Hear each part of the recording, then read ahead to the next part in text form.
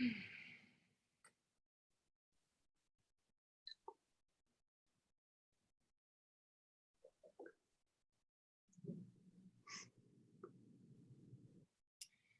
good afternoon, good evening, good morning, whatever time it is in the world, if you're watching live or if you're listening to the replay, and welcome back to the Buddhist Biohacker. It's Podcast Wednesday, and we are on the 6th day of our Global Healing Summit also. So we are just like jam-packed with all sorts of incredible conscious content. My name is Lisa Gunshore. As always, I am your host, and it's always a good day when I have these two ladies with me. We are back with Julie Hoyle and Tayria Ward. Welcome back, the two of you.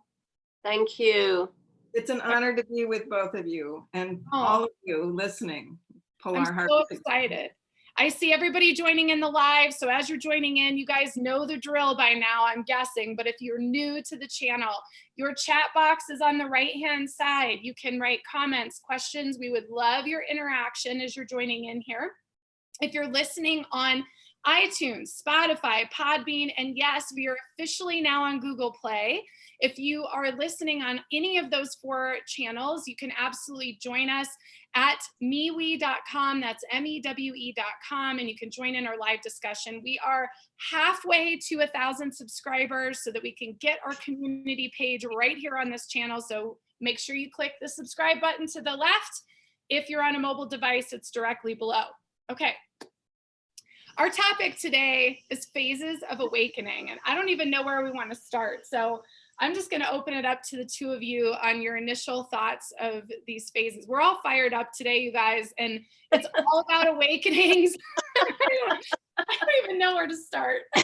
Well, listen, if it's okay, I'd love to start. Please do. Yes, please, please.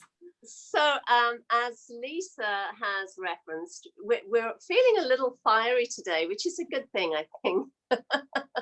But what I would really love to do is I would really love to invite everyone that is listening in or is, going to watch later via the recording to contemplate the very first time you became aware of peace being within you, or beauty being within you, or love being within you, or whatever word or term you want to give to that, to God, to source, to it. And I'll just give my little kind of share, and then we can go from there, because I think it's really important for everybody, excuse me, to contemplate the very first hint of a recognition, especially when you are a teenager or an adult. I think as children receive that continuously, and then somehow as we go into preteens or teenage years, we tend to dismiss it or look the other way or not place value on it. And that's also true as we go into adulthood. So I think it would be fun, for people to start writing on the live chat, a little account, or even just put the age, where you have this kind of epiphany or breakthrough into seeing that God is truly within you, or source is truly within you. So my share is that, as a kid, I was very connected in. I used to have out-of-body experiences, lucid dreams, angelic visitations. Amazing, amazing things. And then, as I shared in another broadcast, I think I was about 14 when I looked up at the sky and said, I can't do this anymore. It's too much responsibility. And so everything just kind of closed down. And then I had back problems and all of that. And then, prayed to God and said, if you heal me, I'll go to church.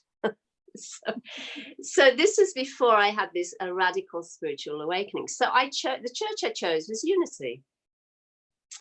And I went and listened to this wonderful female minister. And, if you know Unity Church, it's non-denominational, it's inclusive, and it's lovely. I loved it. And I was introduced to very short periods of meditation. And so I sat and closed my eyes, and the minister said a few words, and then we just went into the silence. And in that silence, I very, very clearly heard the words, I am with you always. Hmm. And it was so, the energy of it was so profound. I cannot tell you. And you know, I mean, when I say I cannot tell you, everybody here that is listening today knows and has experienced it. Otherwise, there'd be no interest in this theme or this topic. Mhm. So it was felt in every cell of my body. And it was like a confirmation or reconfirmation that was seen and recognized that God is within me and has always been within me. And the reason I'm sharing this is because from my experience, one of the phases, or the first phase for me of waking up, is about waking up to peace, love, the presence of God, whatever you want to call it, inside of me. It was recognized as being within my very own being. So no, that's kind of a lengthy sharing, but I wanted to say that so that, it would help people see, when did it happen for you? So what I would put in the chat is, I had this insight in church and I heard, I am with you always. I love that. And we've got folks in the chat. So hi, we've got folks saying hi. Hi, Eve. Eve says, since I was very young through young adulthood, immersing in arts and crafts connected me to a deep, peaceful place, but learning and practicing transcendental meditation at 19 connected me to the divine source. So thank you, Eve, for sharing. I love that so much. Yes. And I'm sure, Lisa, you have your story as well. When first there was some recognition. Man, that's tough. I was thinking while you were sharing, I was like, what is mine? And, I have a couple things that come to mind. One of them is also in church. I was in church choir. I loved church choir. And my church choir teacher was also my sponsor for being confirmed. And she was my music teacher, taught me piano. I mean, she was just sort of in our little tiny Iowa town. She did a lot, and her name was Lisa too. So, I just loved her, and she played the guitar and sang in the choir. We were in St. Mary's Church, and we were up in this little balcony or whatever. And there was a song, I'm really moved by music. And there was a song called Eagle's Wings that she used to play almost every Sunday. And we waited because we loved the song so much. And the song is, and he will raise you up on eagle's wings and bury you in the breath of dawn, raise you to shine like the sun and hold you in the palm of his hand. That's the chorus. And it's so lovely. Amazing. And so I have not thought about that. And I don't even know when, but it just hit me just now. I had that when we were singing that song, and you just you felt that, you felt that being raised up on these eagle's wings, and you felt that collective energy of and she played the guitar. It was very, it wasn't slow. I mean, she was definitely a fast paced. So it was this really upbeat kind of thing. And you just felt that energy. So that came to mind for me as a time where I really felt supported. I felt that support was there. And then the other memory that came up randomly in this too is when I was in New York City and we were at the Radio City Music Hall for the Bodhisattva teachings with the Dalai Lama. And we were taking our vows, our Bodhisattva vows. And there's a phrase in Shanti Deva's text. And I had just recently been divorced. I mean, this was really at the very beginning of my journey. The phrase is, from this point forward, I walk alone. I go into this world alone and I leave alone. And from here on, I walk alone. And I don't know why that came up, except that it was so profound, because in that moment, I wasn't alone. When you're saying it, you're not alone, but it was this moment of it's me now. It's me. And it was almost I was given me back, and that God source or that divine energy you're talking about, I realized that's me. I'm doing this. It's not someone else or something else. So that came to mind. I mean, that's just, I read that almost every week. I try to read the full text of Shanti Diva out loud as part of my practice. And every time I get to that, I think of that moment because it was so profound. I was like, it's me doing this. We're doing this. No one else is doing this with us. Right. And yet everyone's with us. Sure. What do you think, Tayria? Well, I love the question you pose, and my mind, scanned through so many things, and the one that it kind of lands on is this story when I was in my early 20s, and I was in a little chapel, and there was this beautiful light that was coming through, and there's some music playing, and somehow I wasn't in my body anymore. I was there. I was aware of my body on this, seat that I was sitting on, but I wasn't in my body. I was like walking in this landscape, and I could see characters, in the landscape. It was like I was in the dream time. I was in another dimension of the exact reality at the same moment that we all share these other dimensions. And somehow I was very conscious that I was walking in this other dimension, having this other life that is very woven into the life that I am living now, but that we're just interdimensional beings. And I knew it. And to me, that was my first experience of what I'm so intrigued with, that the Aborigines call the dream time. And they really can enter all these other dimensions that they call the dream time at the same time when they're awake, and say Western people are insane because we only dream at night when we're asleep, but that this access that we have is something that's been sort of trained out of us or forgotten. It's like the way our training has gone, it's been to just be focused on this particular consensual reality and this kind of trance that we're in this consensual reality. And so that was the first time that I was completely aware and completely awake to myself as an interdimensional being, and as the dream time being not just something you experience when you go to sleep at night, but a whole reality that we live. What's the word I want?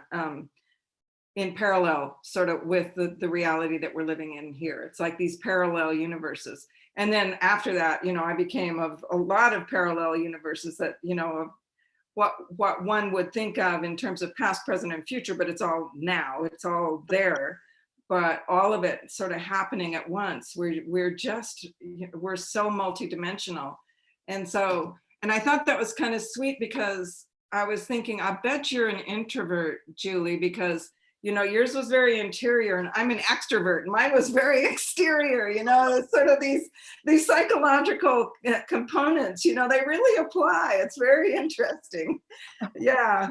Well, yeah. They do up to a certain point, I think. Yeah, but, right, exactly. Yeah. And I really loved what you just shared about, being in several realities at the same time, because certainly that was true in my case. Mm-hmm. Because after I received Shaktipat, this awakening, what would happen is I would be in different dimensions at the same time. So I'd be sometimes at work, in the middle of this crazy day teaching teenagers. And then I'd start moving in the dream time. Uh-huh. And then I'd also have visions, kind of like visions, but I was there in the past as well. And seeing myself in the future. So I'd have these head spinning moments where I'd be thinking to myself, is this a dream? And I'm awake in the dream. And I'm also, reliving a past life and seeing the future and dreaming about being at work. Or am I, in the waking state, in the past, in the future, and also in the dream time? And that happened to me so many times consistently, again and again and again and again. And what happened was, it brought to mind what one of the master siddhas had said to me many, many years ago. He said, you think you're just in this one plane. And I was in this, different plane. I'd woken up in a lucid dream and I went to this different plane with him. And he said, you think you're only in this plane. You're in multiple levels of awareness at the same time. Mm-hmm. And you are living in various lifetimes at the same time. And the thing is, it made complete sense, and I completely understood and felt it. And that this was many years ago, and he said this at least 20 years ago. And now what I'm seeing more persistently and consistently is the truth of all of that, because, and I know it's true for all of us listening, and for you, Lisa, and for you, Tayria. I think if you want to call it the veils, or I don't know, separation is the wrong word, but anyway, the capacity to be able to move in multi-dimensional planes of existence all at the same time is much more prevalent and easier to do for each one of us now than it's ever been before, because I think this is a very expansive and creative time for everybody. And the ability to be able to see and perceive and to move in through different planes and levels of awareness is really opening up. And that's why, we're seeing what we're seeing in dreams. That's why we're perceiving, at the same times. So like today, as an example, again, I got a message to post something on MeWe, and then someone also posted, and I was connecting it in, and I made mention of it, listening to her guides with respect to what I was posting in support of what she's going to be offering on Thursday. And it's happening because I'm seeing it also, Tayria, in what you're saying and what you're sharing, and in your emails that you send. I'm certainly seeing it with respect to Lisa and what she's sharing, because often Lisa will share something and I'll say, oh wow, that landed in me today too. Oh, yeah. I think these kinds of, if you want to call it sensitivities, but I think it's more of our natural innate state of being and state of awareness is being gifted back to us. I think all the kind of the veils, or whatever you want to call it, the energy of like hypnosis or whatever is vanishing. Yes. It's really vanishing. And I'm certain that's why, we've been feeling this almost very punchy, if you like, about saying to people, come on, guys, wake up, stop looking for excuses. Just get with it, do the work, do the work on the shadow, stop putting it off, stop looking for distractions. It's now or never, essentially. Yep. Well, and that's interesting because my collective team said the veil is completely dismantled. All you have to do is ask, and you will see whatever and whomever you want to see. You do not need a medium to manage that for you. Like, it's there. And I wrote too many notes, and now I'm not sure where I want to go with that. But yeah, I mean, there's no veil. And when you talk about the collective, I've noticed it seems like the light beings that are the masters and the teachers and the Pleiadians and the interdimensional beings, it feels like they're all coming together.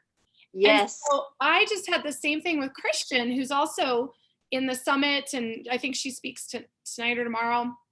But I had the same thing today. Like, this thing landed, and I just got to text her, and I text her, and she literally just got the same information. We were like, oh my God, we both got the same information. And it's like the beings are coming, and they're just telling us all, yes, information. It's really amazing. Yeah, it's incredibly powerful and incredibly potent. Really and truly, no one has any excuses at all, because it's so available to everyone. It's not that you have to have studied or meditated for like years to be able to connect in now. It's really available, really, really available. Absolutely. But of course we have to clean house. We have to do the work on the shadow. We have to own our anger and our rage and frustration, whatever those dark kind of, energies are and emotions are, and welcome them and work with them and look at what they have to say. And then, magically, every form in the universe shows up in support of what we're doing. I mean, I'm sure she won't mind, but Raquel posted something really beautiful on MeWe about, you know, when she's taking the dog for a walk and a deer ran across her path. I don't think the dog saw it, but she certainly saw it. And it had a huge impact on her because she'd been doing the work. She's been very consistently doing the work on the shadow, very deep in, and she was contemplating the shadow. The deer showed up. And then later, I think when she went home that same morning, she found a story that was detailing how, you know, this kind of force or something was on a path. This being was trying to walk up a mountain, and a deer appeared as a sign. Oh, nice. Tell her keep going. I think was the story. No, I know what it was. It was a demon. Sorry, I got the story wrong. A demon appeared to try and block her. That was right. To block the deer. It was a deer going up the mountain. A demon appeared, and the demon tried to block the deer. And the deer just stood its ground. So that deer was telling her, stand your ground, stay where you are, do the work, and keep going. And it moved her so much, and it created this real kind of opening in her, because then you begin to see that when you do the work on the shadow, all kinds of support shows up in forms that you would never have thought could show up, because it's very unusual, she said, for a deer to appear, you know, I think in a schoolyard or something. And, you know, there she is to receive it and greet it. So this is what happens when we do the work. Really and truly, and it's very, very important. I think partly in what you're saying too is it's about training our eyes to the fields of energy and events that are always there. Yeah. Like, for example, just when I sat down here to tune into this conversation with both of you, all of a sudden the squirrels, the crows, and the turkeys came to my backyard and wanted to get fed. And they felt the energy that I was carrying, and they all came. Yes. So I had to wait a minute and go out and feed them all and then come in and sit down. But I did not think for 1 second it was an accident, because here we are congregating together. And then just when you two were speaking, this wind came up, and this huge plant outside the window. There's not wind in the other trees, but a wind came up in this plant right here and was just waving. And I felt like it was angelic. I just felt like it was an affirmation. And so it's about just noticing the field of consciousness and how we impact it, how it comes to us, and how to participate in it with this kind of like appreciation and joy, and also just recognition that we are definitely part of a field, that we are not separate from the field around us. And that's when the synchronicities start happening too. That's when all of a sudden the thing that you just saw, you see it over here, somebody mentions it over there, and just the web of connection becomes so clear, crystal clear. Yes. Yeah. Yeah. And then what happens is we grow in confidence in terms of trusting that, and then looking for it and placing value on it. Exactly. You know, because unless you place value on it, then you could have the form of Lord Krishna or Jesus standing in front of you, and you wouldn't see him. Well, and it's amazing that the animal kingdom is stepping up. I had one of my dear clients, Adam, and I'm sure he won't mind me sharing the story. He texted me out of the blue. And this is a guy, came to me, a young guy, and man, he's done his work and has an incredible wife and a family and all these things he got from doing the work in the last 15 years. But he texted me on Sunday out of the blue, and he said, I have to text you. He said, I'm in Castle Rock, Colorado, which is like just south of where I'm at. And he said, a peacock. Now, we have wild peacocks in Colorado. I mean, that's like not even a thing. He goes, a peacock went in front of him in the road. He had to stop his car. It opened its feathers and was staring at him. And then it finally went away. And he goes, I feel like something big just happened. And I was like, yes, like it's like the gurus are like coming down in these animal forms and just like appearing. And that's like So all these stories, Raquel and Adam, and there's other stories I've heard recently and I've experienced recently where it's like, whoa, like they're like not messing around. Yeah, that's exactly it. And the thing is the symbology of the peacock, of course, is peacock feathers are used traditionally, and they have been for centuries, by great masters and master yogis in India to bestow Shaktipat initiation. They use peacock feather wands, and of course the peacock feather, you've got the image of the eye, and it denotes the eye of the one. And it's really so profound to have those kinds of messages and direct, if you like, validations that you are receiving these amazing awakenings and initiations into truth. And again, I'm going to quote Raquel, and I'm sure she wouldn't mind. She sent me a message 2 or 3 weeks ago that she was driving with her sister. I think it was on Mother's Day. And she was driving with her sister, and they saw a peacock in Idaho on the side of the road. And she knew it was so powerful. She felt it, and she was like tearful all day. Oh, that's amazing.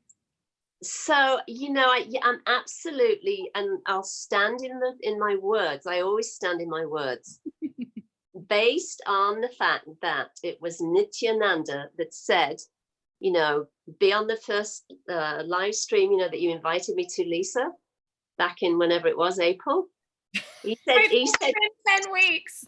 Because I was questioning it. He said, do it. We need your help. And based on that, what is happening, and it's true with all of us with respect to the traditions that we serve, the light of those paths and traditions is coming through this work, through these live stream events, and people are waking up because of the energy of what is being given right here. You don't have to go to the Himalayas or sign up for a retreat. You just have to show up, sit in your lounge, turn your computer or your iPad on and watch the live streams and receive all the energy. How easy is that? Amazing. Amazing. I have a couple questions or a couple of things to pose to the two of you. So one thing I wanted to talk about in this phases of awakening, we've had many conversations now about the shadow, but there's definitely this energy of the collective shadow coming up through the racial issues, the violence. In fact, my husband just found this amazing article, which I will post on MeWe for everybody, about a riot, and it was a riot against African Americans way back, like in the pioneer days, and they didn't even tell anyone about. Whole blocks of this town were burnt to the ground, and these people were left homeless, and they didn't even tell anyone about it until 1991, before Wow. they even corrected the history books. It wasn't even in the history books.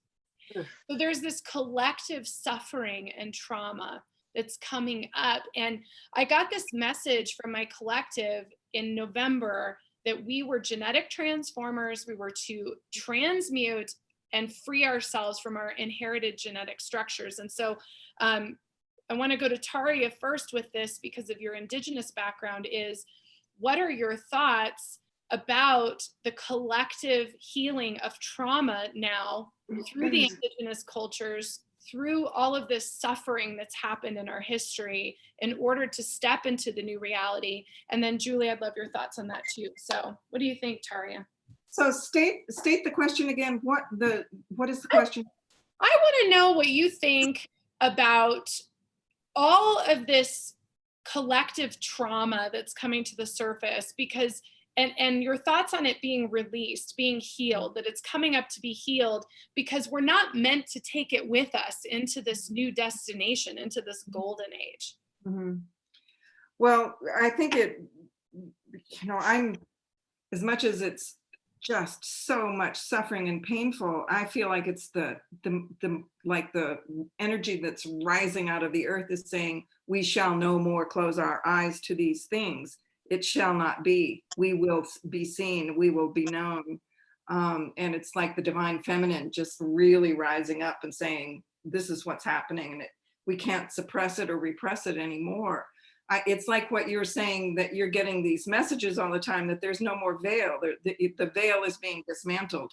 And so whatever has kept us in this, you know, I'm thinking of back during the Mueller report days in the United States where we had the redactions, you know, we kept seeing those pages that were redacted. It's like, that's our history. It was all redacted, you know, we got a little bit of the history over here and the rest of that, like you were saying, this village that's redacted, or this event happened and that's redacted. And we put up these monuments to these great Confederates and think of them as heroes, but it's redacted that they were also civil rights abusers. And that, you know, it's like, we're getting the full reality now, not the redacted reality. And we need to be aware of it. We need to be awake to it. We need to be discriminating and not take everybody's taking advantage of the situation to throw whatever like bizarre perspective into it that they want. Be like open and clear and available to what's being revealed. And this is, you know, people doing this, but it's spirit that is motivating it, spirit that's igniting it and motivating it.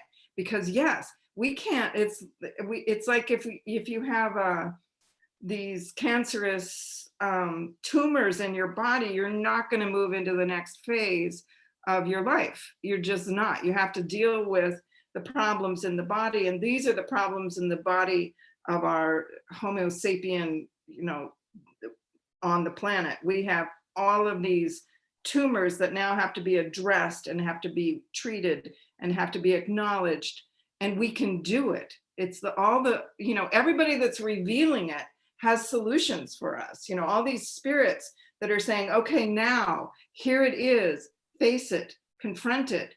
We can't fall down in despair or shame or whatever. We're all part of it. It's part of all of us. It's not somebody else's problem over there. It's our problem. But we can do it. All the help is coming right along with the recognition of it. So, and I think that's what, you know, you referenced the indigenous, you know, my studies of the indigenous people, but I feel like the indigenous way of knowing is to know ourselves as these interdimensional beings that are working with all the invisible realm as well as the visible realm, all the medicines of nature as well as the, you know, the dead, everyone, they're all participating now. And that's the indigenous way of knowing.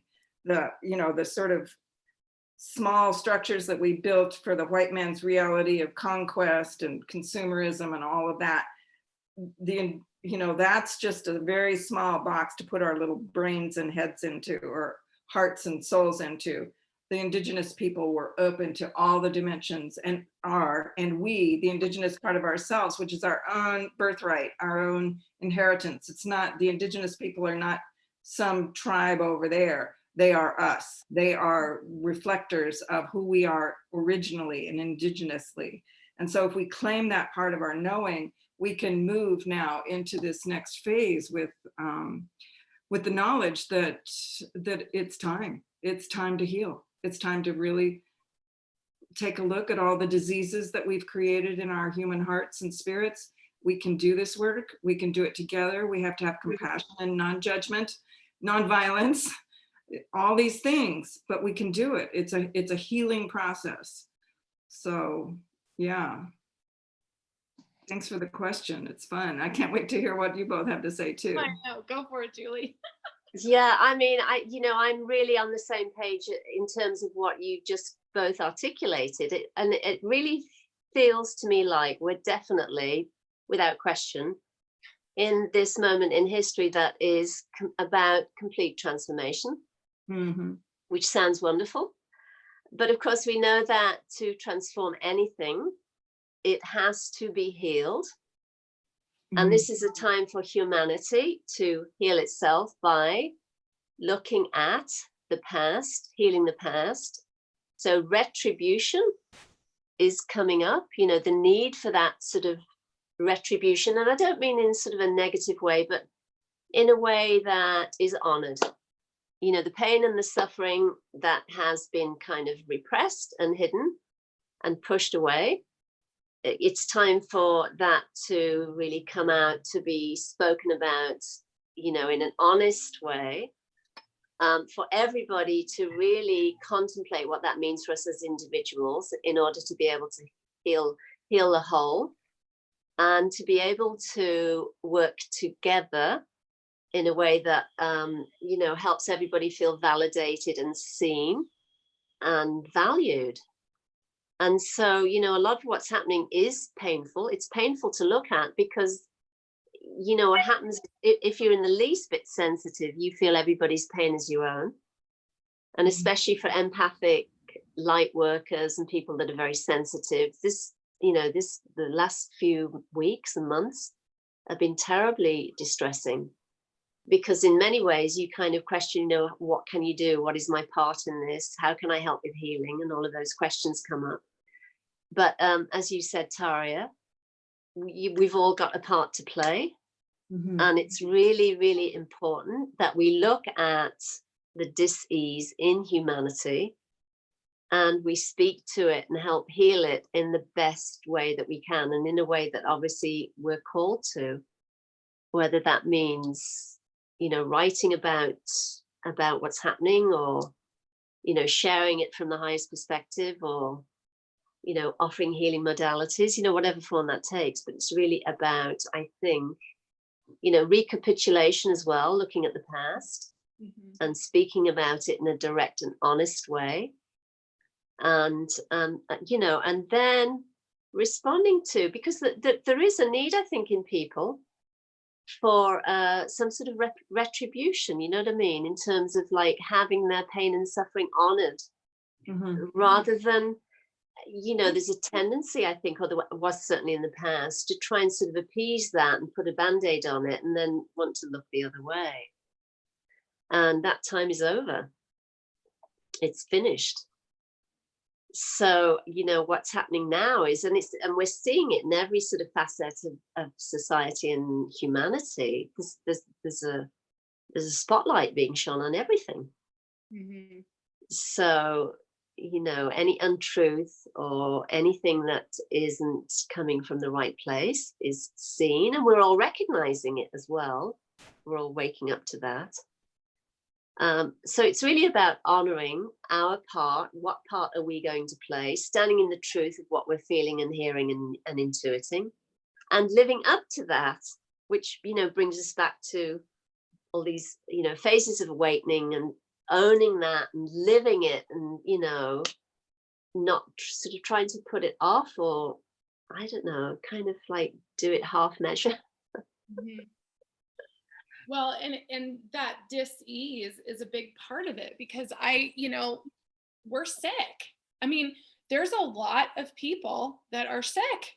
And it's because, I mean, I feel, this is my opinion, but I feel that we are full of this trauma and this suffering, and we look the other way. And like, you know, I wish I would have seen it before I had major health crises that forced me to deal with it, you know?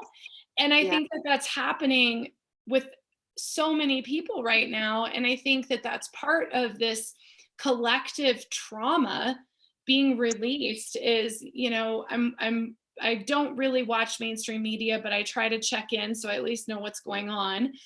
And when I do, this image or this energy that I feel is just like this massive ingrown hair that's like swollen and pussy, and you're digging and you're digging and you're digging at it, and it's not coming out. And like we're digging out all that infection and disease and garbage. And I think, you know, all those stories, you know, Edgar Cayce said, you know, when we're in the golden age, we're going to care about our fellow man, and we're going to be healthy and healed. And I think that's because we're going to go through this dark time of pulling out the collective trauma and really looking at it and loving ourselves anyways. Truly loving ourselves anyways, you know, and loving each other, and not holding it against each other, that these things, these stories, these traumas occurred. Mm-hmm. Yes. I think the awakening too is to recognize, along with all of this rising up of the truth in terms of our collective history and getting the unredacted version of it all, is the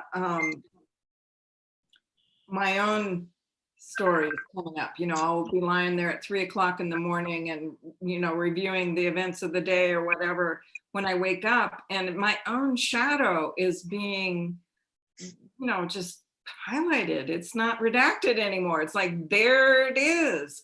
And thank God for that. You know, it's like, thank God. I didn't see that before. Now I see that. I can see. So it's confronting, being really willing to confront it in ourselves, or we can't really be helpful in the collective, I don't think. If we are going to, for one thing, push it back into the shadow, or try to make excuses for ourselves, or feel shame even. It's like, we the way that animals shake off trauma, they're traumatized and then they shake it off and they move on. And I think that's kind of how we have to awaken, is like, see it, you know, feel it, feel the intensity of it, and then just move on. Okay, now I'm awake. Now I have that consciousness. Now I can move into the next phase. But if we stay and lick our wounds and make excuses or feel the shame too much, you know, a bit of that is good. It's like, you know, it's like part of the healing, clearing process, but too much of it is, it's just going to force us backwards instead of, you know, into the next phase. So if you know, I just don't think there's any way around that. Our own personal shadows are going to be really exposed right now as we're going through this process, and the way that we deal with our own personal shadow is going to denote how effective we can be in terms of helping the collective move to the next evolutionary phase that we're all headed for, if we do the work. Yeah, and I want to speak to your point about, you know, looking at your own shadow, is looking at the truth. You know, and being willing to see the truth, and doing the legwork to look at what's really true. Because I can tell you guys, I may be an indigo, but I'm also enough crystal that I kind of have floated without having to really, I didn't even own a TV until like my dad bought one to watch like football at my house. Like, I just didn't engage. I didn't engage in politics. Like, to be honest with you guys, I've only voted for one president. Like, I've just not engaged. And for me, part of my shadow work right now is seeing, is reading the history, is looking at it, is understanding what I was missing, looking at all those conspiracy theories. What's real to me? What's fake to me? You know, what do I believe in? Looking at politics, watching the news. I mean, there's something to be said. I mean, we're creating conscious media here, and there's a reason for that, so we can all connect in with that. But I also think it's important to say here, to your point, Tayria, is we have to look at all the information and the truth. We have to see it now, and we can't ignore it. And there's a lot of stuff I just simply was naive to, because I just didn't look at it.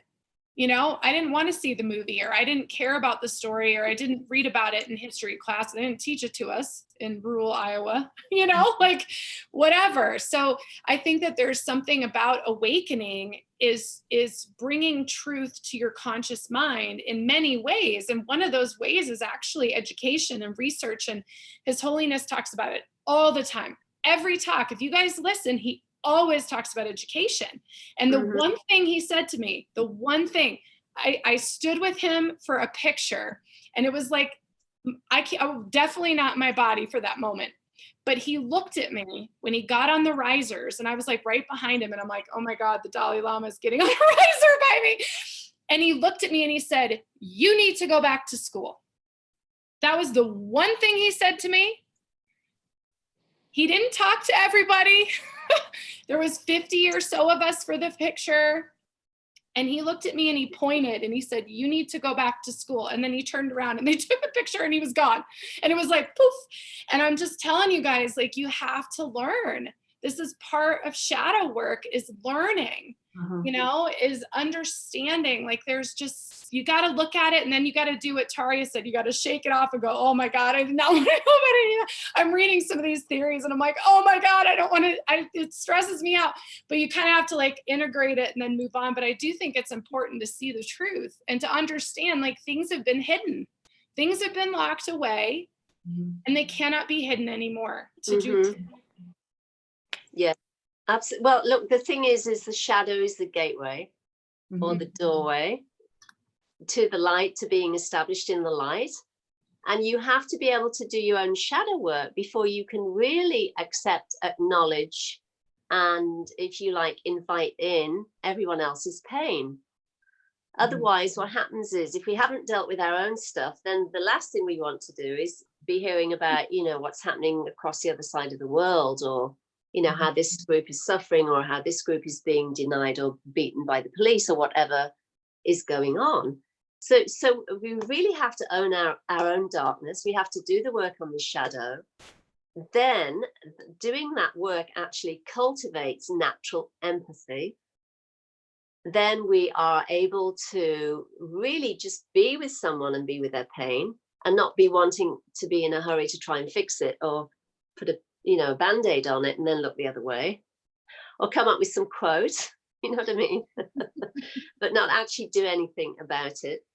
So you know, the shadow is the doorway. And then what happens is, through that work and through owning our own light, there's a realization that actually no one and nothing is separate from us. We're all one self. And so when you are able to be in the world with the recognition, and I don't mean just, you know, in terms of an understanding, a mental understanding, but experientially, then you're actually able to support change and help people to wake up and to initiate healing and to bring light into the world, and to be with the pain and suffering of other people and not want to run a mile from it, you know, and just bear witness to it. Because oftentimes, more than anything, people want to be seen. They want their pain to be heard and acknowledged. And that is actually the most effective way of healing any suffering and any pain, you know, just to bear witness to someone's pain. And, you know, and this is really a big part, a big kind of phase, if you want to call it a phase, in terms of the awakening process. Because first we wake up to the awareness of God within our own being, and we do the practices, and we kind of try and stay there and connect in and all of that. And then there's a movement away from personhood into the self, or into spirit, or whatever term you want to give to source. And then there's a recognition that, you know, even though we're in separate bodies and separate forms, there's only one self. So of course, if, you know, a black guy is being beaten up in Memphis or in New York somewhere, I feel it deeply, because it's the same one, the same self.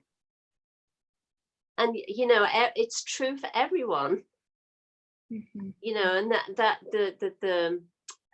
but what happens is, if you haven't done the work on the shadow, if you've kind of pushed your own pain down and you've separated away from it, then you'll always be turning away from everybody else's pain, because that will trigger your own. And the last thing you want is for your pain to be triggered. So this is why shadow work is so essential. And it's a big part of moving into unity consciousness, or absolute awareness itself, or whatever term you want to give to the sort of the final phase of self-recognition.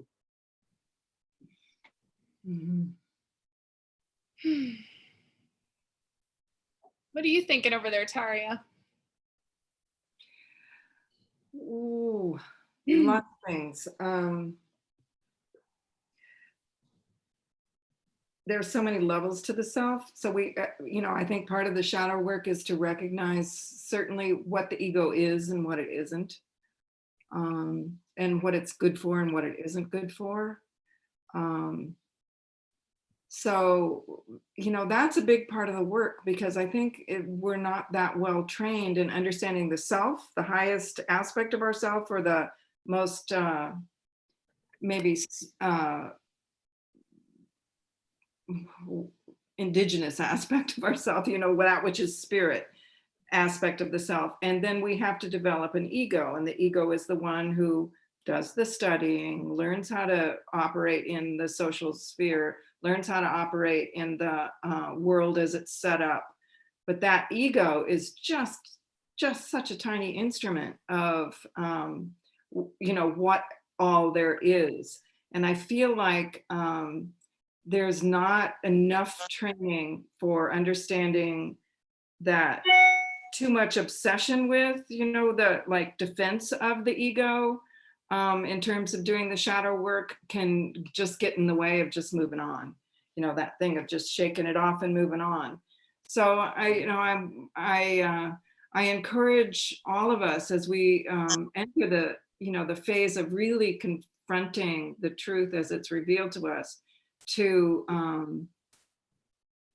learn how to step just aside from the ego and let our ego get badgered a bit.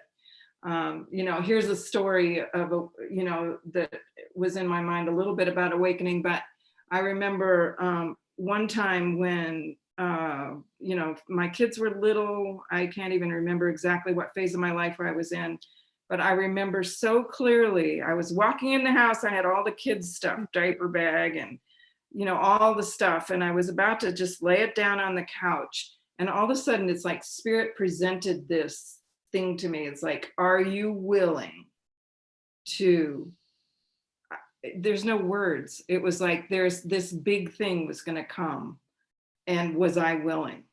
And I remember saying yes.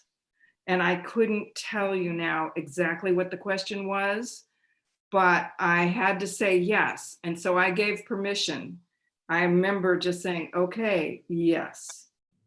And then as things unrolled in just a very short period of time, my ego was like, oh, there was this big process that was about to happen that was going to be really shattering to the ego. And all I could think was, I said yes. I said yes. I was asked, I gave permission, here I am, don't even worry. It's like spirit knows all along. And so in a way, you just have to say yes. You don't have to say yes. You can say no. You can just go on your journey without that process. So, but if you are willing, when, you can feel that there is a level at which and if you say yes, your ego's going to go through some stuff. And it's not you, it's not us, it's not who we are. And the relativizing of the ego from, sort of the sorting it out from who we really are. It's like dismantle everything about my ego. And here I am, I'm still standing. So who is this person that's still standing when all of that has been dismantled? And then eventually that is the part of yourself that you relate to and that gets seen by others. The ego part was the part that, it wasn't true anyway. It had its level. It's like you were talking about the different levels of reality. It has that level where it was true because it was a nice little structure that you present yourself to the world in that's functional for a time. So it's a lot of phases, I think, of ego development, because the ego has to get developed, and then ego shattering. Yes. And then ego development, yes. And then ego shattering. So just like go with it, don't worry about it. And don't spend your energy defending it, learn the truth of what's being revealed, and cry the tears of pain as they come, because they will. But don't worry about reconstructing what nature is taking away from us. So, because it's too self-limiting. Yeah, sorry. I love what you said about saying yes. Because I think starting around 20 years ago, a long time ago, actually, I would just find myself saying, yes, yes, yes. You know, I wouldn't even hear a question. Uh-huh. I just, something that obviously was received, and I'd be saying, yes, yes, yes. And Tony would say to me, what are you doing? What are you saying yes to? I'd say, I don't know. I just have to say yes. Oh, good. I can relate to that too, because that's been that way for me. I mean, I just trusted and said yes. And it started, you know, when I got divorced. It's been over a decade now. It's been a long time now. But I don't know I don't think that was actually the start of it, but it was the start of the big yeses. Was I listened to my own intuition that said it was time to leave that relationship. And that it didn't matter what the stigma was about it. It didn't matter what it was going to do to my life. It didn't matter anything. I just knew, like, it was like, how many times am I going to pull the stupid death card out of the stupid tarot deck? No offense to my cards. And how many times am I going to have a psychic tell me this? And how many times am I going to meditate and get the information? It's like, okay, I get it. I trust it. I said yes. I left and I made the change. And after that, I said yes. Like, I just did things. And I know, if my family's listening, which my mom might be watching, but I'm the crazy one in the family that did say yes. They're like, where are you going now? Like, why is my daughter, I was raised Irish Catholic, why is she going to the Dalai Lama? Like, why are you moving to Maui? Like, what are you doing today? Like, they almost have this like kind of passive joke about the fact that I just do stuff, you know, but that's the yes. You guys are missing out. Like, all of you guys listening out there, you're missing your life if you say no.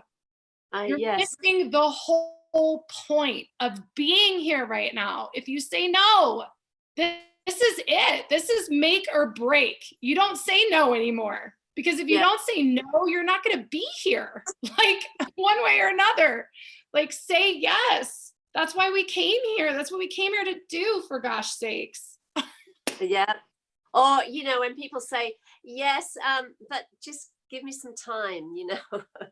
Or yes, on my terms, I'll do it if. Or, well, maybe just, can I think about it? You know, all of those things. What a waste. Yeah. The time is up. It's up. Yeah.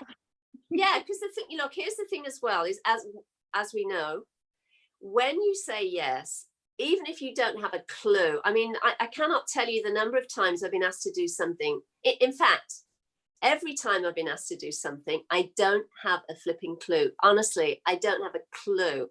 Write the book. How are you supposed to do that? You know, create a course. What am I supposed to do? You know, everything I've been asked to do, I seriously have not had a clue. But I say yes because I trust the place from which the directive or the nudge is coming from. And I know that whatever support I need will show up. And it's always consistently proven itself to be true. So there's never, when I get a directive, and I'm sure it's true for you, Lisa, because I've witnessed it, and I know it's true for Tayria as well, when something lands and you really hear it and feel it inside yourself, you know, you intuitively know how to take the first step, and you know that you'll be shown the way. But you know what I've seen is most people don't respond that way. They'll say, oh, wait, let me try and figure it out. Or they want something to look perfect. Or they want to be given a map.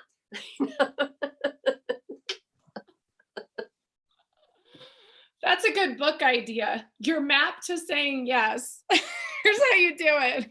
You just do it. What's your favorite yeses? I want to hear from both of you, Tayria and Julie. What's a favorite yes in your life? I'm so curious. Tayria, do you want to go first? Sure. When I was living in Los Angeles, I'd been there 30 years. I had 2 jobs. I raised my kids there. Divorce had happened, so life was changing, and I was just completing my doctoral work. But I was, you know, I had a life, I had a work, a reputation, and all that there. And I came to a conference out here in North Carolina, and met some folks at the conference and went to the mountains around here, visited a little bit. When I got back, all of a sudden, it's like these mountains started entering my dreams. And I could tell you a litany of dreams. It'd take me an hour to tell you the litany of dreams that came, where the mountains themselves here, these ancient, oldest mountains in the world, started calling me, like attracting me like a magnet. I was like, wait a minute, I live here. This is where all my friends are. This is my life. I work here. I've established myself here in a certain way. But the mountains, it was the dreams that were so compelling. It would have been, I don't know what would have happened, but I couldn't say no. I had to say yes when the dreams started calling me. So next thing you knew, I was, just dismantling everything, quitting my jobs and dismantling my life and saying goodbye to everybody and doing this thing and moving out here. I didn't know a soul. I was all by myself. My youngest daughter had just gone off to college. So that was what gave me the doorway to change. And so that was a very big yes. And I had no idea what was next. It was like I moved into a place in the middle of the wilderness all by myself and thought I'm going to start a retreat center. Well, I got into it. I got, well, you're going to start a retreat center out here all by yourself and you don't know anybody? And yes. And I did, and it worked. So yeah, that was a big yes. That was a good, yeah. That's great. Yeah. I love that one. Yeah. So good. What about you, Julie? Oh, I have so many, but one of my favorite ones is when Tony and I had just moved to Freeport, Grand Bahama, and we'd been living, fairly monastic life, I suppose you could call it that. And then we'd gone to the Ukraine. And then we got to Grand Bahama and it was very quiet. And, the people I met weren't exactly yogis. They were, nice people, but like more into the sort of party scene. So I was struggling a little bit and really having to go inside myself to find community. And I had a lucid dream. And in the dream, one of the master yogis directly walked up to me and she looked me in the eyes and she said, when are you writing the book? Like that. So I sat up and, for a second, I didn't know what to say. And then I said, what am I supposed to write about? And she just again leaned in and she went. And then she walked away. And then she turned, as she was walking away, she looked back and she said to me, it's important to understand your journey. So then, what happened was I woke up and the first thing I thought, the dream was really profound. There was a lot of energy in the dream and I wrote it in my journal. But then I said, I'm not going to start writing anything unless it comes directly kind of as a download. It's just given and I'm just writing it. I'm hearing it and I'm writing it because I didn't want it to come from ego. The last thing I needed was, to take anything on that had any sort of egoic connection or relationship or whatever. So I just left it alone. And I was very busy. I was working full time. I had a lot going on, it's crazy. And then about 3 or 4 weeks later, Tony and I were house sitting. And I sat down, had coffee on the balcony, and literally I started hearing it. So I just grabbed a pen and a journal, and I started writing, and that's how the book came around. Came out essentially. So, I said yes, but the proviso came from a good place because there was the recognition that what was more important for me was that if there was anything going to be manifested and created, I wanted it really more than anything to come from the self, absolute awareness itself, rather than something that I'd sort of contrived or tried to kind of figure out in my head. And I always remember, I didn't have a clue. I remember looking on the bookshelf and I think I pulled down Eat, Pray, Love. because I didn't know what comes first. Does the preface come first or the introduction? Honestly, I was so clueless. I was clueless. I mean, you know, I wasn't trained to be a writer or anything, but I just trust, whenever I write anything, I trust the words are given, and I just, you know, just do it, and, you know, try and spell check it. And sometimes I'll show it to Tony and he'll, you know, point things out. But that is one of my favorite yes moments. And it proved to be extremely pivotal, because that was really, that's really what started, you know, much of the work that I'm doing now. I love that so much. Yeah. Yeah. I think my yes, I was thinking about this because this kind of takes the cake. Like Buddhist Biohacker kind of takes the cake. So I'm not even going to talk about it because it's such an amazing, profound thing. But I will, one yes that's kind of, I haven't thought about in a long time is when I went to culinary school. I graduated high school a year early. So they made the mistake of showing us what we needed to graduate our sophomore year. And I saw that I only needed one extra class my junior year to graduate high school. And I had 2 study halls. So I was like, this is like a no-brainer. And we had to go through a huge process for that to even be approved, but they approved it. So I graduated high school in 3 years, and I did not go a 4th senior year. So I was 17 when I graduated and didn't really know what I was going to do with my life. Honestly, I was really kind of lost and uncertain. And I sort of, somewhere in that lost, I thought, well, I'll just go to community college. I was still in Iowa. And I thought I'll just go to community college and maybe I'll study, you know, cooking, because I love to cook and love food and baked since I was a little kid. And it was really weird. We got, not weird, of course, but it was really weird because we got a letter in the mail, a graduation card from one of my parents' friends in Colorado who, I don't even remember this friend. I mean, this is somebody that they were really good friends with, hadn't heard from in years, and he happened to send this graduation card. And with it, he sent the brochure for the Art Institute in Denver for the culinary program. And he said, I heard that, you know, your daughter might go to community college for this, and I wanted you to see this program. And so I opened up that brochure and I was like, oh my God, like this is like a real chef school. Like this is culinary school. Like this is real. And my sister lived in Denver. I had actually lived in Denver till I was 10. So Colorado's always been home to me in a lot of ways. And so we went and visited the school, and my parents were like, well, what do you think? And I was like, I'm doing this. This is happening. And it really just came. It was like, you know, the brochure came and the visit came, and it was like, I'm just going to go to school. And I moved from Iowa. I left everything.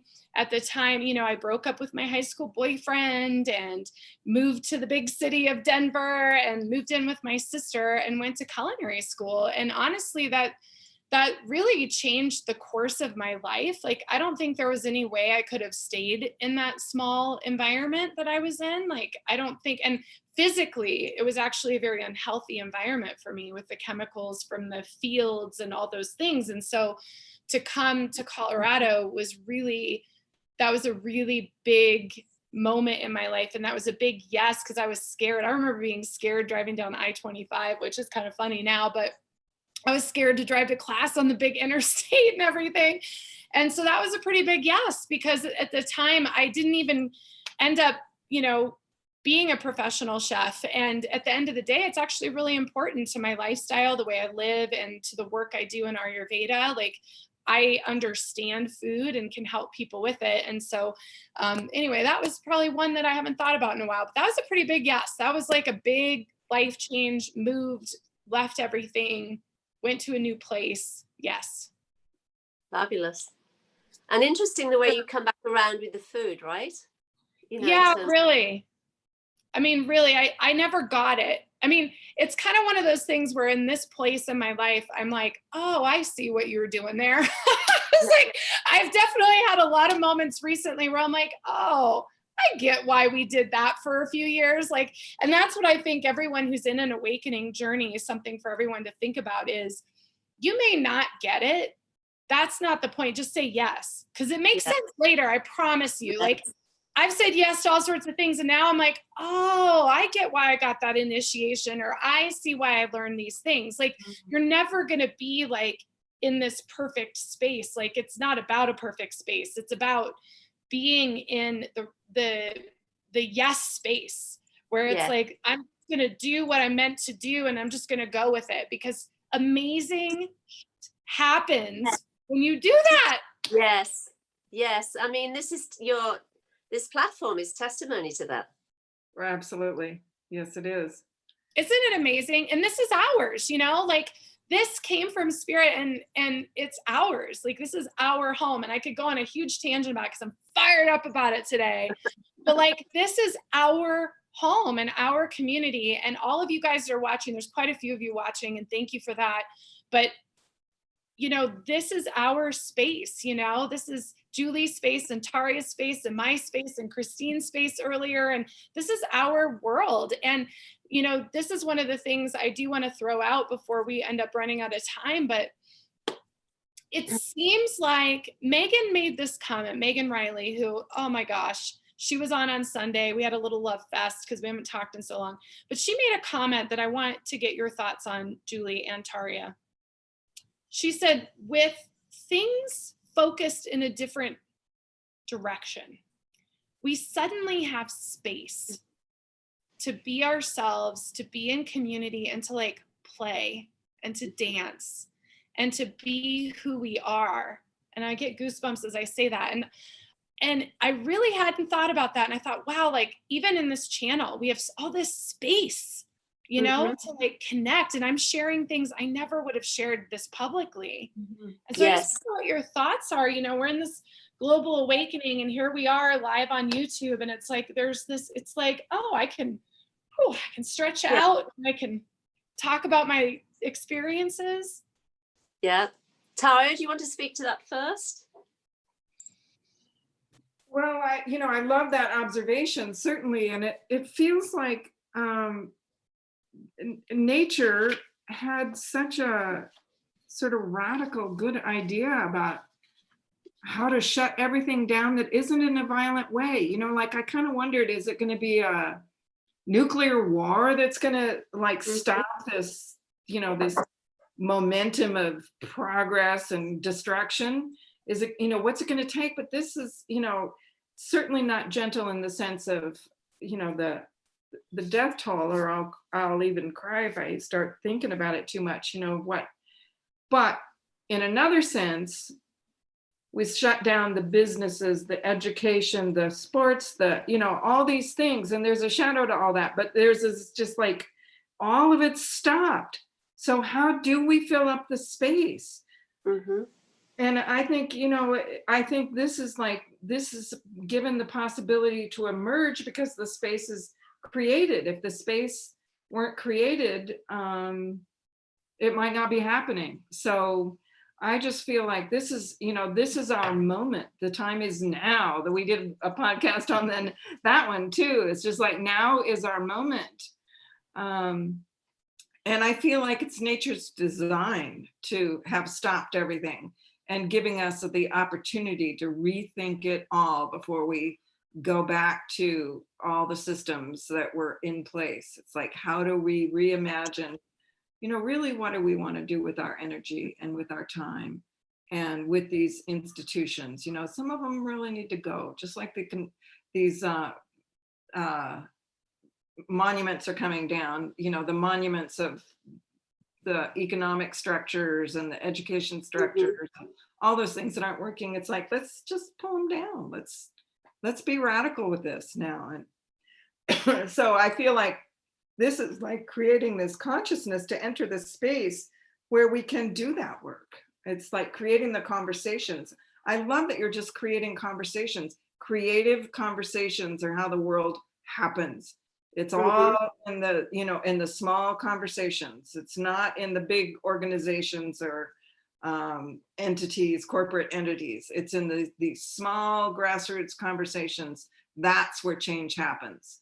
And that's what's, you know, being created here, is these small grassroots conversations where what goes out from here will ripple into the field of consciousness and create ideas. And I can't wait to see, what happens. We probably won't see most of what happens because it'll just be out in the field somewhere, but we know that we set it into the field. So, yeah. I love that. I love what you said about nature's design.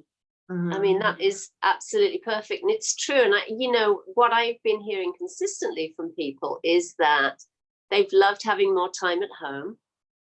Especially those people that have kind of started to wake up or have woken up and, been doing the inner work and all of that. So having more downtime at home has been marvelous.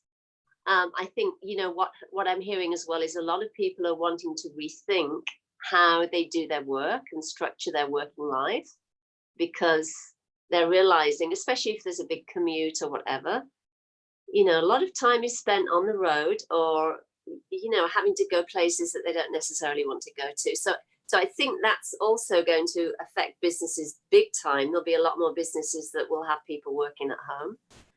And it's really, as Lisa said in the beginning, I think it's creating opportunities for people to connect in new ways. Because, like Lisa said too, I'm sharing ways that I would never have dreamed of sharing before, and so openly and so intimately, so deeply.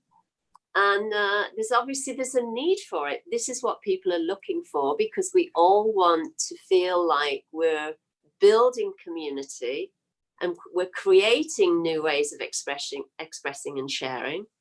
And we want to be part of a positive change in the world and have these conversations, even if they're difficult conversations, but have conversations so that we can really connect with people in new ways, build community, and strengthen our connection and understanding that we're one, we're all one. There's no separation. So I really have, I've had no complaints as challenging as this COVID situation has been for many people. And I'm certainly not, dismissing or discounting that. It's been terrible, especially for the frontline workers and for the people that have lost family members. It must be just absolutely devastating. But at the same time, I know that with every dark situation and every negative, something beautiful and positive, some gem, some teaching, some great insight is always at the heart of everything.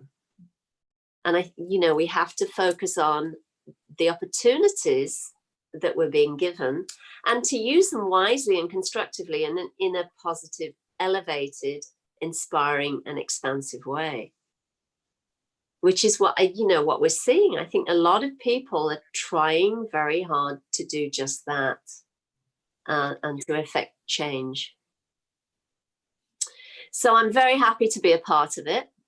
And I'm very happy that Lisa's done all this work to create this incredible platform that people have access to, because it's essential. And it's just going to get better and better. I mean, really, if somebody would have said that I would be sitting with the two of you having conversation at all, forget the live, forget YouTube, but just the three of us talking 6 months ago, it was like not even in my field of vision.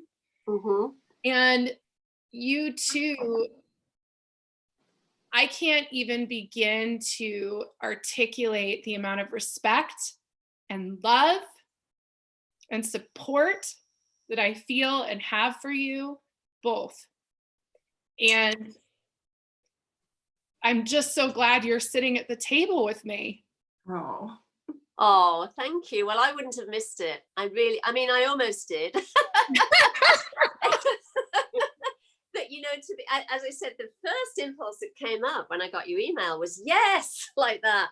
But then because the mind kicked in, do you have the time? Can you do it? You want to do it properly. But then I asked the question to my team, if you want to call it a team. And then Nityananda said, say yes, I need your help. And here we all are. So, I'm so grateful. I cannot even put words to it, really. I'm just trying to put words to the gratitude I'm feeling, because I just love the community that's being built. I just love what you're doing. I love the way you're just really stepping into owning it. And, you know, despite all the many challenges, and I'm sure there are day-to-day challenges, you're continuing to say yes, do the work, and, you know, build and grow this incredible structure and community, and also give people the opportunity to connect with an audience that, I mean, I wouldn't have had this opportunity to speak to, you know, this many people in this way, and you know, many of us wouldn't. So it's a real, it's an incredible opportunity, and I'm just so grateful I said yes. So thank you. Thank you guys. I mean, really, I mean, we will definitely have the three of us again. We got to get that on the calendar because it's filling up so fast. But just thank you guys. I would have never said no to you because I just respect you so much. I mean, whatever respect you're expressing here is definitely a mutual experience. I mean, I have so much respect for you.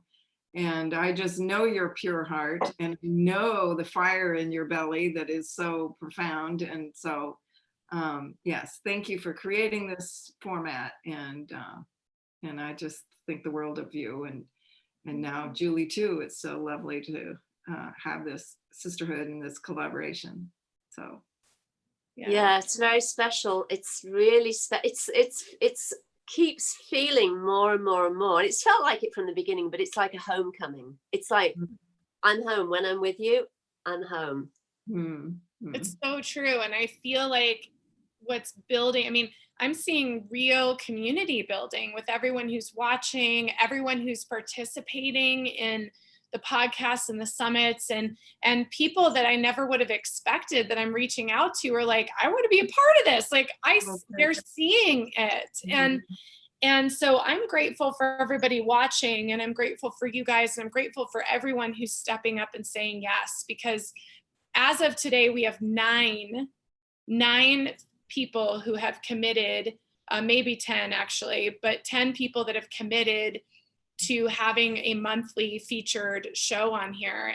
And one of them is Alejandra, who's going to do a fully Spanish interview, her own Spanish Buddhist biohacker on here once a month, to be able to continue to reach her community, because that's her passion, is to be able to help them open in their culture to what is happening and to talk openly about it. And so I'm just so grateful, because I have never felt this much community. I'll be honest, I have felt pretty alone.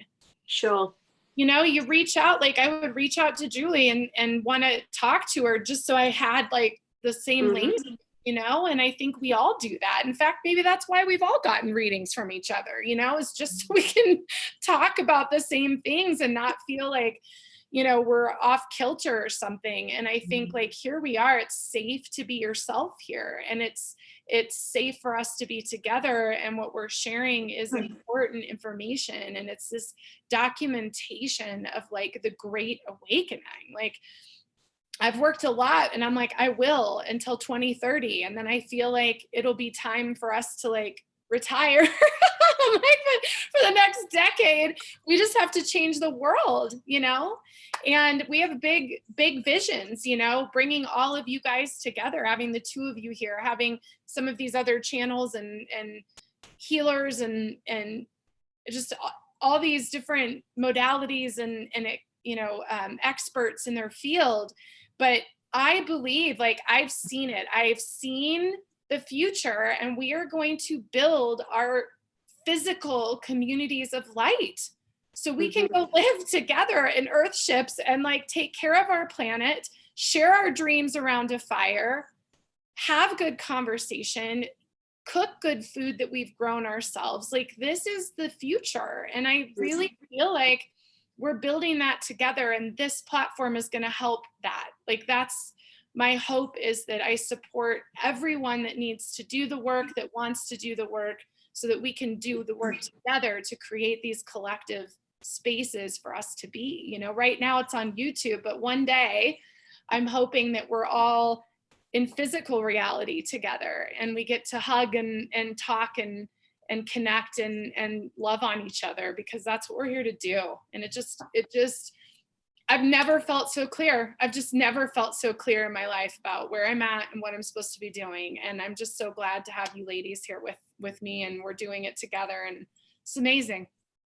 I'm so grateful for all the people who are with us in their hearts and listening, because that's what makes the community. We know we're not speaking into a void or just to each other, but we know that we're, that all of us are together. So just, lots of love and respect to each person who hears this, and just all blessings on the journey of awakening that we're all promoting in ourselves and each other and in the world. That it's going to take the collaboration of all of us working together. I just send a lot of respect and love to everyone who's just participating in the conversation. So yeah, so beautiful hearing that call and answering the call, saying yes.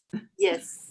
Yes, right. Yeah, I love that. You know what I would like to encourage people to do, again, sending everybody love who's listening, and light and every blessing. And please share, please share this platform with all those people that you feel it will benefit. Mm-hmm. Because obviously the more people we can get involved with this and connecting in with this energy, the more, change, a positive and effective change is going to happen. And, it also supports the work, and it supports everybody that's taking time out to present and to plan and, to share. So that would be really fantastic, just to let people know and just spread the word big time. Yes, tell everyone. And we have so many things. One thing about me is I came from a family of engineers, and I have enough Pleiadian and Atlantean beings telling me how to work a computer, that we have some new structures we're announcing this afternoon that's going to help all of you to be able to prepare to be a part of this and to share.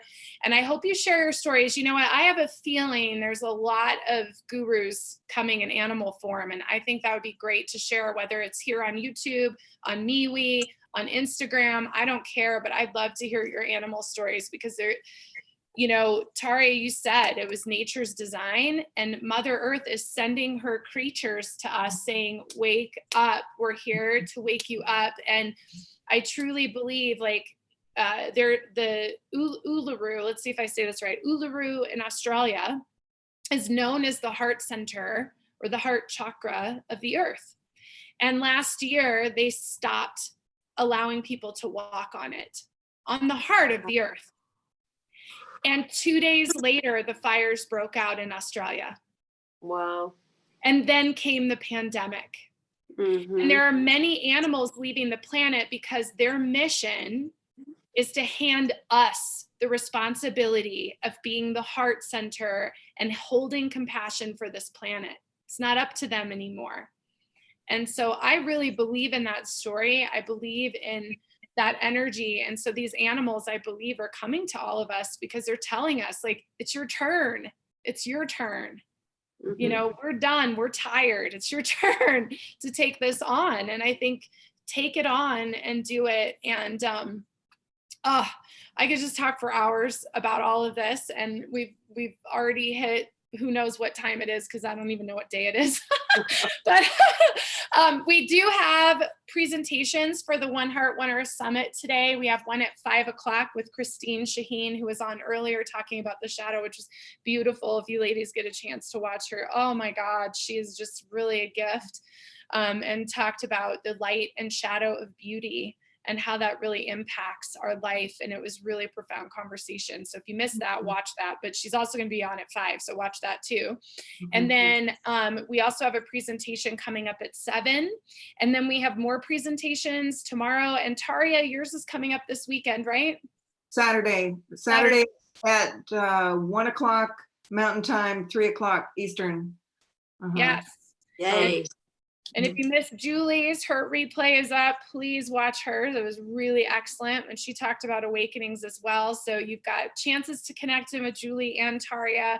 We're going to have some really fun summer events and presentations, trying to think of what other announcements. So we've got 4 more days of the summit.